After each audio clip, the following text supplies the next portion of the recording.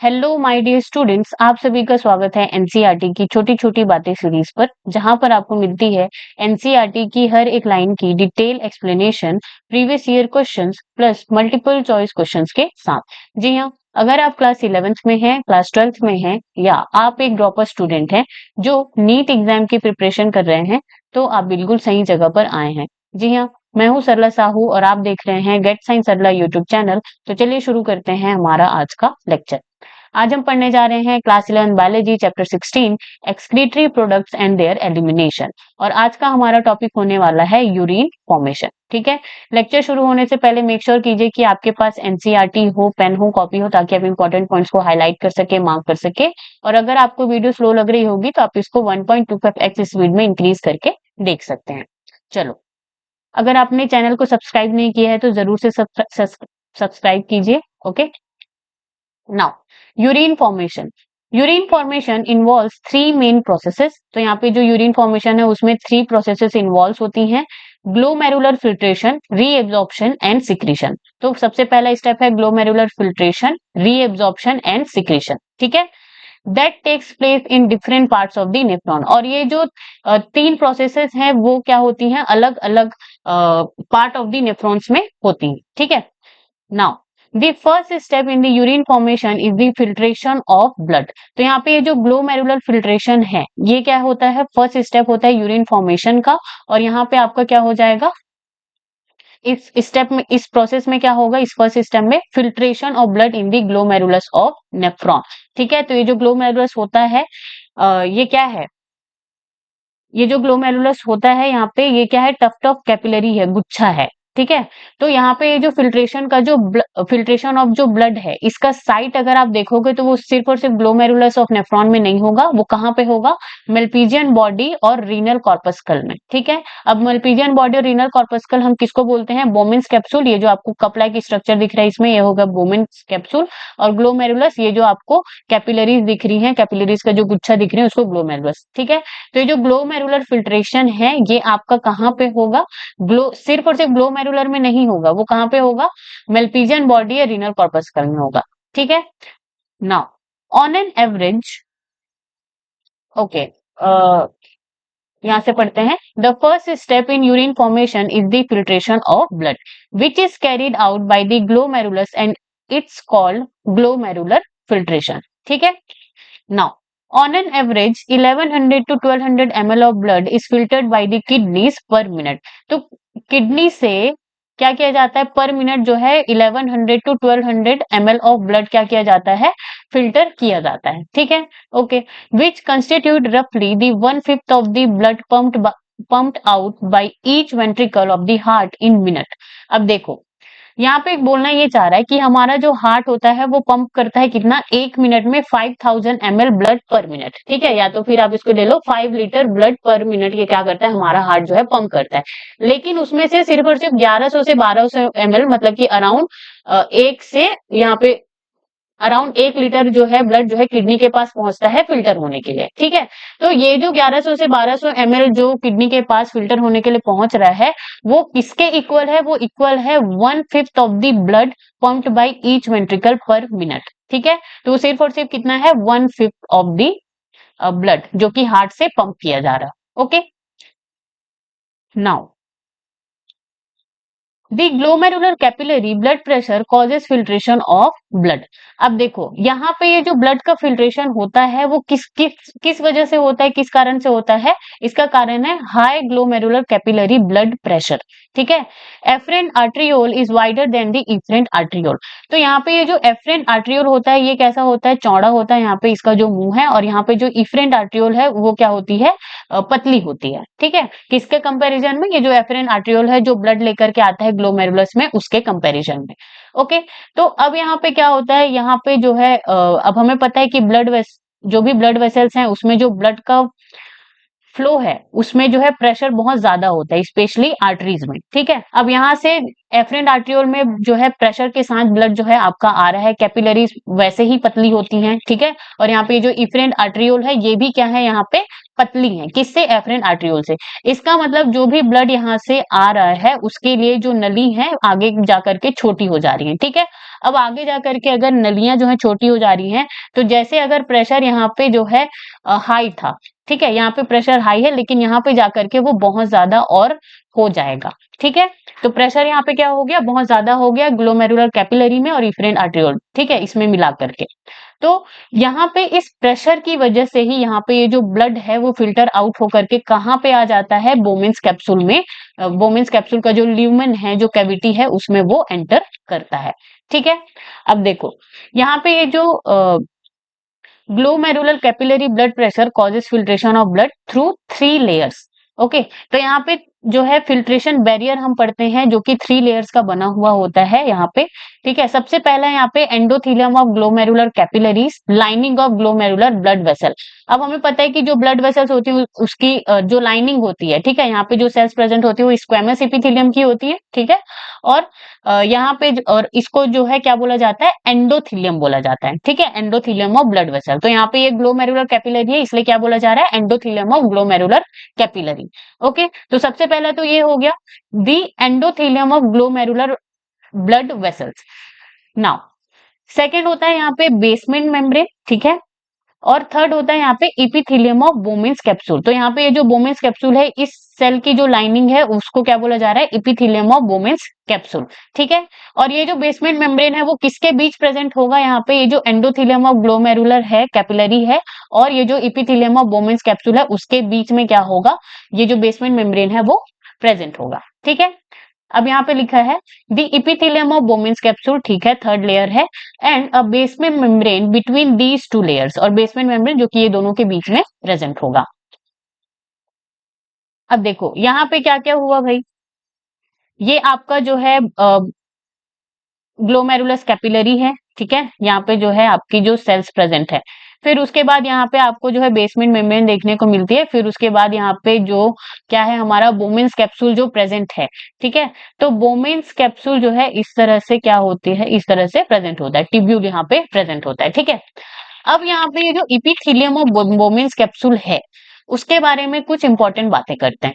तो ये जो इपिथेलियम ऑफ बोमेन्स कैप्सूल है, तो यहाँ पे ये जो सेल्स है, इसका नाम क्या है, पोडोसाइट्स। क्या नाम है, podocyte cells. Okay, podocytes arrange in intricate manner leave some minute spaces, ठीक है, इसको क्या बोला जाता है, फिल्ट्रेशन स्लिट और स्लिट पोर्स। अब देखो यहाँ पे ये जो पोडोसाइट सेल्स प्रेजेंट है इपिथेलियम ऑफ बोमेन्स कैप्सूल में, तो पहले तो ये फीट लाइक स्ट्रक्चर की होती है, ठीक है, ये फीट लाइक स्ट्रक्चर की होती हैं और यहाँ पे वो इस तरह से अरेंज होती हैं कि यहाँ पे जो है 2 सेल्स के बीच में आपको स्पेस देखने को मिलेगा, ठीक है। इसी को क्या बोला जाता है, जैसे कोई सेल्स इस तरह से प्रेजेंट है, ठीक है, लाइनिंग में प्रेजेंट है, लेकिन आपस में जो है यहाँ पे जगह बची हुई है, ठीक है।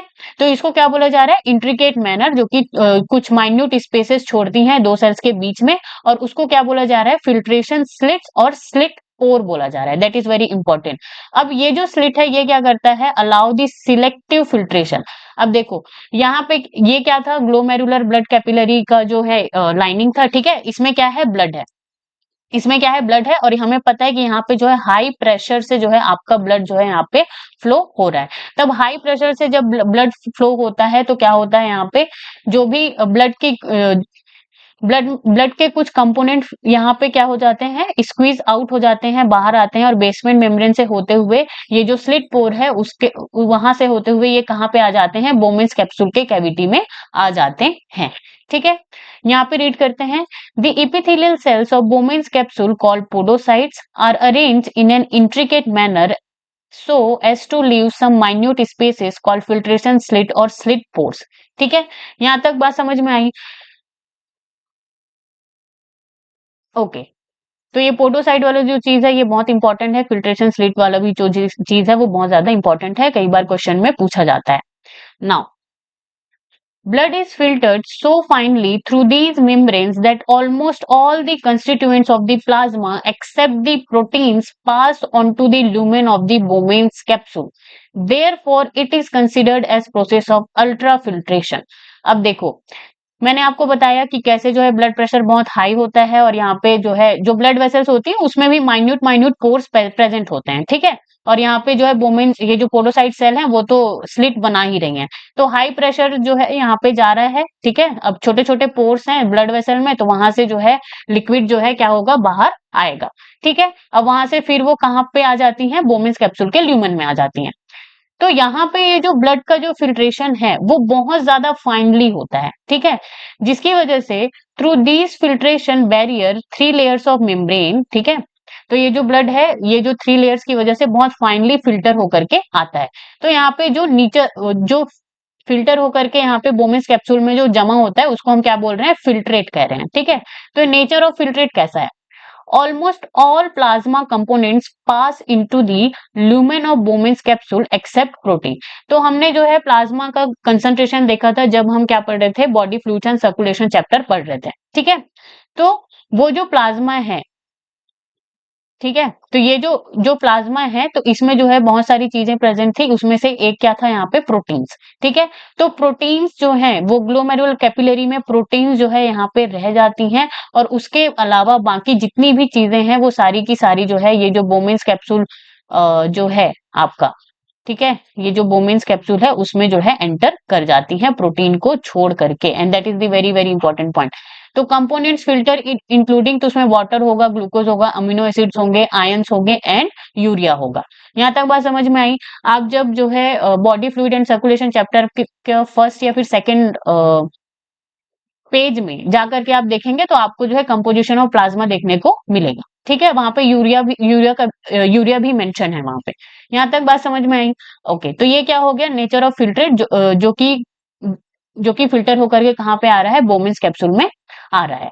Okay, now since filtration is very fine and selective, तो यहाँ पे जो फिल्ट्रेशन है वो बहुत ही बारीकी से हुआ है और सिलेक्टिवली हुआ है, ठीक है। तो इसको क्या बोला जा रहा है, ग्लोमेरुलर फिल्ट्रेशन, ठीक है। तो ये बहुत ज्यादा फाइन एंड सिलेक्टिव है, इसीलिए इसको अल्ट्रा फिल्ट्रेशन बोला जा रहा है। क्या बोला जा रहा है, ultra filtration.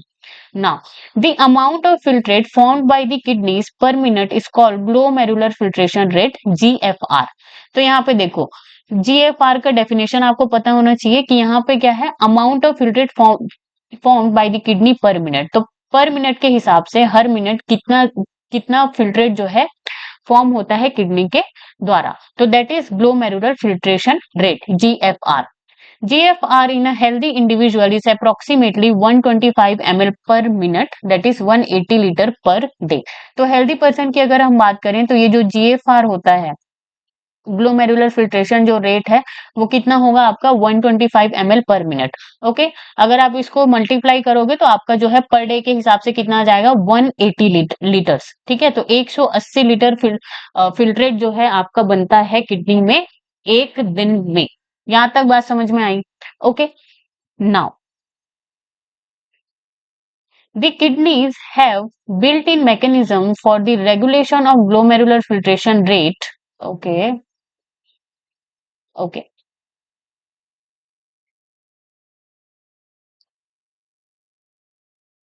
okay. The kidneys have built-in mechanism for the regulation of glomerular filtration rate. One such efficient mechanism is carried out by juxtaglomerular apparatus, GGA।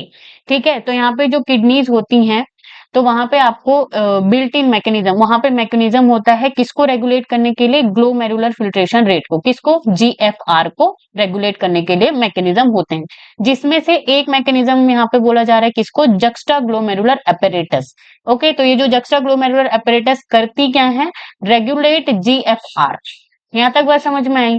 Okay, अब देखो GGA is a special sensitive region formed by the cellular modification in the distal convoluted tubule and the afferent arteriole at the location of their contact। अब ये जो GGA है ये है क्या, ठीक है। तो ये GGA क्या है, एक सेंसिटिव रीजन है, कहाँ पे, नेफ्रॉन में। नेफ्रॉन में क्या है, एक सेंसिटिव रीजन है जो कि फॉर्म्ड बाय, किससे बना हुआ होता है, सेलुलर मॉडिफिकेशन से। तो कुछ सेल जो है मॉडिफाई होकर के ये जक्स्टा ग्लोमेरुलर एपेरेटस का फॉर्मेशन करती हैं। अब यहाँ पे कौन से रीजन में होती है ये, DCT, distal convoluted tubule and afferent arteriole at the location of their contact. जहां पे ये एफरेंट आर्ट्रियोल एंड DCT जो है मिलते हैं इस तरह से, ठीक है, afferent arteriole and distal convoluted tubule, तो आपस में मिल करके मॉडिफाई होकर के ये जस्टाग्लोमेरुलर एपेरेटस का फॉर्मेशन करते हैं। अब यहाँ पे ये जो एफरेंट आर्ट्रियोल है, ठीक है, अगर आप स्ट्रक्चर ऑफ जीजीए देखेंगे, ठीक है, तो यहाँ पे जो सेल्स देखेंगे एफरेंट आर्ट्रियोल में आपको जक्स्टाग्लोमेरुलर सेल्स देखने को मिलेंगी, ठीक है, एफरेंट आर्ट्रियोल में आपको जीजी सेल्स बोलते हैं इसको, जक्स्टाग्लोमेरुलर सेल्स देखने को मिलेगी। और यहाँ पे जो डीसीटी है, डिस्टल कॉन्जुलेटेड ट्यूब्यूल है, उसमें मैकुला डेंसा आपको सेल्स देखने को मिलेगी। कौन सी सेल्स? मैकुला डेंसा, इस तरह से आप लिख सकते हो। ओके, तो इस तरह से जो है स्ट्रक्चर ऑफ जीजीए में आपको जो है juxtaglomerular cell, GG cells and macula densa in DCT आपको देखने को मिलता है, ठीक है। अब देखो, ये जो जक्स्टाग्लोमेरुलर एपेरेटस है, ये जीएफआर को कंट्रोल कैसे करता है या रेगुलेट कैसे करता है? A fall in GFR can activate the GG cells to release renin, which can stimulate the glomerular blood flow and thereby the GFR back to the normal. अब देखो यहाँ पे हो क्या रहा है, जो ग्लोमेरुलर फिल्ट्रेशन रेट है, ठीक है, अगर वो गिरता है, डिक्रीज होता है, फॉल इन जीएफआर मतलब कि जो जीएफआर है वो आपका क्या हो रहा है? डिक्रीज हो रहा है, कम हो रहा है। जीएफआर क्या था भाई आपका? Amount of filtrate formed by the kidney पर मिनट, एक मिनट में जो है जितना फिल्ट्रेट का फॉर्मेशन होता है, विच इज 185 ml पर मिनट, दैट इज जीएफआर। अगर इसमें कमी आती है, ठीक है, या फिर यहाँ पे ब्लड प्रेशर जो है डिक्रीज होता है, आपका जो ब्लड प्रेशर में जो है कमी आ रही है, तो जैसे ही ये चीज होती है, ठीक है, तो हमें पता है कि ये जो जीजीए है ये क्या है? बहुत ही ज्यादा सेंसिटिव रीजन है। थोड़ी भी कमी हुई तो यहाँ पे क्या हो जाएगा? जो जीजी सेल्स हैं वो क्या हो जाएंगी? स्टिमुलेट और एक्टिवेट हो जाएंगी। जीजी सेल्स कहाँ पे प्रेजेंट है? एफरेंट आर्ट्रियोल में, जिसका फुल फॉर्म है जक्स्टाग्लोमेरुलर सेल्स। यहाँ पे आपके एनसीईआरटी में जीजी सेल्स है, इसका फुल फॉर्म आप लिख लोगे, ठीक है, जक्स्टाग्लोमेरुलर सेल्स। तो ये क्या करती हैं? ये एक्टिवेट होती हैं या स्टिमुलेट होती हैं, और एक्टिवेट होकर के कौन क्या रिलीज करती हैं? रेनिन। ये स्पेलिंग आपको याद रखना होगा, RENIN, ठीक है, रेनिन रिलीज करती हैं। और रेनिन क्या है? एक एंजाइम है। क्या है यहाँ पे? एंजाइम है। ओके, अब ये रेनिन का रोल क्या होता है? Increase in glomerular blood flow, तो यहाँ पे जो ग्लोमेरुलर ब्लड फ्लो यहाँ पे जो डिक्रीज हुआ है उसको इंक्रीज करता है, और जो ब्लड प्रेशर है उसको भी क्या करता है? इंक्रीज करता है। अब अगर यहाँ पे जो है ब्लड प्रेशर अगर इंक्रीज होगा, यहाँ पे हमने क्या पढ़ा था कि यहाँ पे जो फिल्ट्रेशन है उसका कारण क्या क्या है? High glomerular capillary blood pressure. तो अगर ये ज्यादा होगा तो आपका जो है जीएफआर भी ऑटोमेटिकली क्या हो जाएगा? ज्यादा होगा, ठीक है। ओके, तो फिर यहाँ पे क्या हो जाता है? फिर GFR back to the normal. तो जीएफआर में जो डिक्रीज हुआ था जीएफआर, ठीक है, जो रेट है वो फिर से क्या हो जाता है? बैक टू दी नॉर्मल आ जाता है। ओके, नाउ तो ये बात तो हमने समझी, ठीक है, जीजीए। Okay, a comparison of the volume of the filtrate formed per day 180 liters per day with that of the urine release 1.5 liter suggests that nearly 99% of the filtrate has to be reabsorbed by the renal tubules. अब देखो, हमने वहां पे देखा कि filtration जो है एक दिन में कितना बन रहा है? 180 लीटर्स पर डे, ठीक है, इतना फिल्ट्रेट जो है फिल्टर हो रहा है किडनी में, ठीक है, किडनी में एक दिन में 180 लीटर फिल्ट्रेट आपका बन रहा है। लेकिन उसमें से जो यूरिन का जो फॉर्मेशन है या यूरिन जो हम रिलीज करते हैं पर डे के हिसाब से, वो कितना होता है? 1.5 लीटर के अराउंड होता है एक दिन में, ठीक है, 1.5 लीटर्स पर डे। अब यहाँ पे क्या है? अब ये बताता है, it suggest that 99% of the filtrate, क्या 99% ऑफ फिल्ट्रेट जो है रीएब्जॉर्ब हो जाते हैं रीनल ट्यूब्यूल में, जिसको क्या बोला जाता है? Tubular reabsorption, and that is the second step of the urine formation. क्या है ये? Second step of urine formation. यहाँ तक बात समझ में आई? तो देखो, 180 लीटर पर डे जो है फिल्ट्रेट बन रहा है आपकी किडनी में, लेकिन उसमें से जो यूरिन जो आप पास करते हो वो सिर्फ और सिर्फ कितना है? 1.5 लीटर या 1.5 लीटर। तो देखो 180 लीटर कहाँ और 1.5 लीटर कहाँ, इसीलिए यहाँ पे बोला जा रहा है कि 99% ऑफ फिल्ट्रेट जो है फिर से रीएब्जॉर्ब कर लिया जाता है रीनल ट्यूब्यूल्स के थ्रू, और that is tubular reabsorption. Okay, अब देखो, ये ट्यूबुलर रीएब्जॉर्प्शन का अगर आप डेफिनेशन देखोगे तो वो कैसा होगा? Useful substances are reabsorbed from the filtrate back into the blood. तो यहाँ पे जो भी फिल्ट्रेट है, जो नेफ्रॉन में जो फिल्ट्रेट आता है उसको फिर से रीएब्जॉर्ब कर लिया जाता है और ब्लड में रिलीज कर दिया जाता है, ठीक है, that is the tubular reabsorption. अब ये जो रीअब्जॉर्प्शन है ये किसके द्वारा किया जाता है? ट्यूबुलर एपिथेलियल सेल्स के थ्रू। और ये ट्यूबुलर एपिथेलियल सेल्स कहाँ पे प्रेजेंट होती हैं? नेफ्रॉन के डिफरेंट डिफरेंट पार्ट्स में प्रेजेंट होती हैं। और ये जो ट्यूबुलर एपिथेलियल सेल्स हैं या ये जो रीअब्जॉर्प्शन का जो प्रोसेस है वो डिफरेंट सेगमेंट्स ऑफ नेफ्रॉन में होते हैं, जैसे कि पीसीटी हो गया, proximal convoluted tubule, loop of Henle, DCT and collecting duct. तो सब में क्या होती है? ये जो रीअब्जॉर्प्शन का जो प्रोसेस है वो होता है किसके थ्रू? ट्यूबुलर एपिथेलियल सेल्स के through. Now the tubular epithelial cells in different segments of nephron perform the either by active और passive mechanism.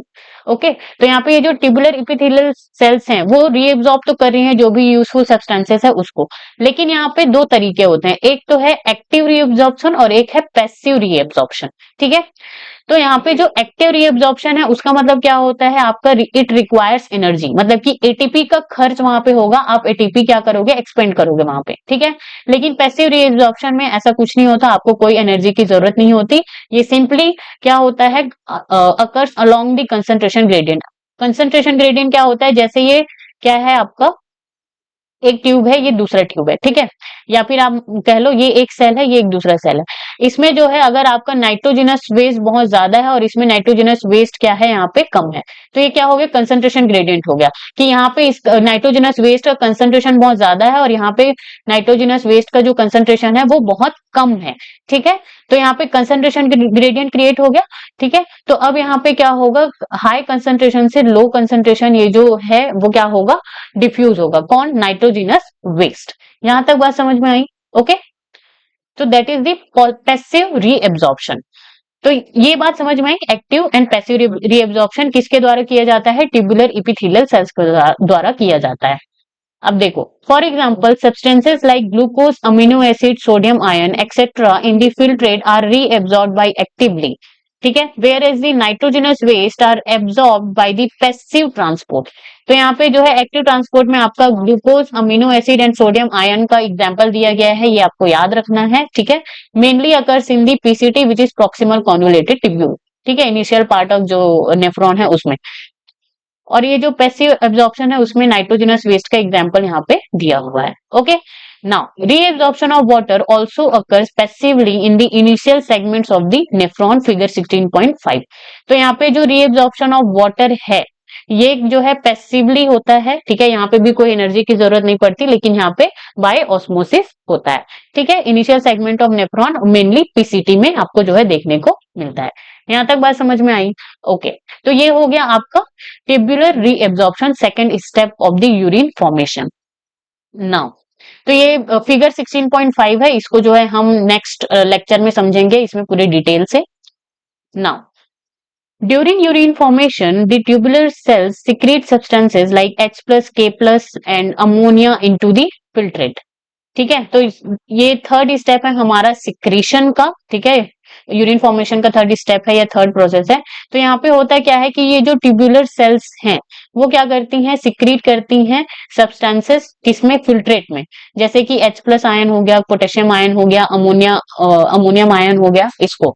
Okay, tubular secretion is also an important step in urine formation as it helps in maintenance of ionic and acidic base balance of the body fluid। अब ये जो secretion है वो important इसलिए होता है क्योंकि ये मेंटेन करता है बॉडी फ्लूइड में किसको? ये जो आयनिक एंड एसिड बेस बैलेंस है बॉडी फ्लूइड में उसको क्या करता है? मेंटेन करके रखता है। ओके, तो ये हो गया आपका third step of the secretion. अब हम नेक्स्ट लेक्चर में हम यहाँ पे जो है काउंटर करेंट मैकेनिज्म पढ़ेंगे, उसमें देखेंगे कि किस तरह से जो है ये जो एक्सक्रीशन का जो प्रोसेस है वो होता है। ठीक है, तो ये हो गया आपका 3 steps of the urine formation. And यहाँ पे आपको जो है बहुत सारी जानकारी यहाँ पे और एक्स्ट्रा जानकारी भी यहाँ पे मैं आपको दी हूँ जिसको आपको अच्छे से याद रखना है। Okay, now so thank you so much guys for the watching. अगर आपको वीडियो अच्छी लगी हो, समझ में आया हो तो लाइक, कमेंट एंड शेयर, और कोई भी डाउट हो तो आप मुझे कमेंट सेक्शन में पूछ सकते हैं, मैं जरूर से रिप्लाई करूंगी। ओके, एंड अपने सब्सक्राइब नहीं किया तो जरूर से चैनल को सब्सक्राइब कीजिए। Stay tune on get science Sarla YouTube channel.